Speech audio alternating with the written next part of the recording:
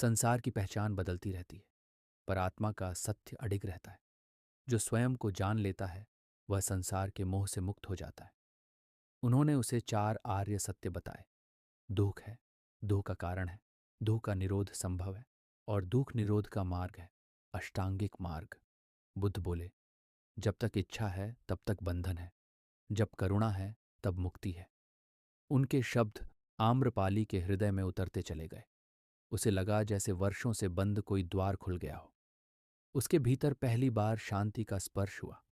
कुछ क्षणों के मौन के बाद आम्रपाली ने कहा, भगवान, मेरा जीवन अब तक दूसरों को प्रसन्न करने में बीता। आज पहली बार स्वयं को समझने का मार्ग मिला है। बुद्ध मुस्कुराए, जो जाग गया वही आरंभ है। भक्ति बाहरी नहीं, अंतर्मन की होती है। आम्रपाली ने उसी क्षण बुद्ध और संघ को अपने आम्रवन में भोजन का निमंत्रण दिया।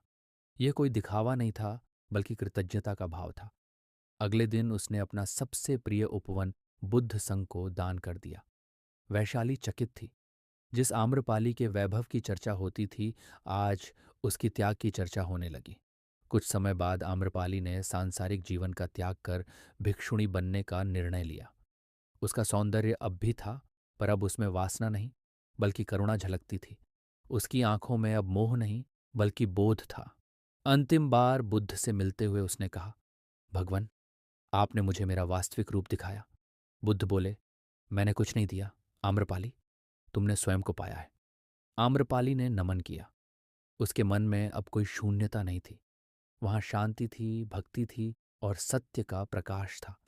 और इस प्रकार वैशाली की आम्रपाली इतिहास में केवल एक सुंदर स्त्री नहीं, बल्कि आत्मबोध की प्रतीक बन गई, जिसे तथागत बुद्ध की करुणा ने संसार से उठाकर निर्वाण के मार्ग पर स्थापित कर दिया। अगर आपको ये कहानी पसंद आई हो तो इसे लाइक करना मत भूलिएगा। और हाँ, चैनल स्टोरीज इन ग्लोब को सब्सक्राइब जरूर कीजिए, क्योंकि यहाँ हर कहानी एक नई दुनिया का दरवाजा खोलती है। बेल आइकन दबाइए ताकि अगली कहानी की दस्तक सबसे पहले आपके पास पहुंचे। आपका साथ हमारी सबसे बड़ी प्रेरणा है। मिलते हैं अगली कहानी में एक नए जज्बात, एक नई दास्तान के साथ। तब तक सुनते रहिए स्टोरीज इन ग्लोब।